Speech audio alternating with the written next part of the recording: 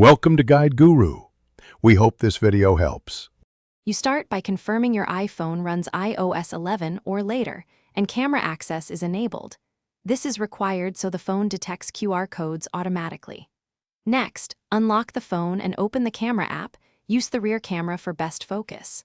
Hold the iPhone steady and position the QR code within the viewfinder roughly 6 to 12 inches away. You should see a yellow box or banner appear. Once detected, tap the Wi-Fi network banner to proceed. Once the camera shows the QR detection banner, tap it to open the Wi-Fi join prompt. This step hands off the network details to settings for you. Make sure the SSID shown matches the intended network and verify any security type displayed, because phone will use that to set authentication. If credentials are embedded, you'll see a Join button. Tap Join to let the iPhone automatically apply the network and password. Afterwards, the device will attempt to connect and save the network. After tapping Join, open Settings, then Wi-Fi to confirm the iPhone lists and shows a check mark next to the connected network. This proves the QR transfer succeeded.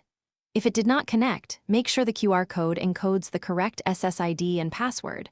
Wrong characters or extra spaces break the process. If the camera won't detect the code, restart the camera app, toggle Wi-Fi, or move to brighter light. As a final tip, take a clear photo and use a QR reader app if live detection still fails. Thanks for watching. Consider subscribing if we helped you today.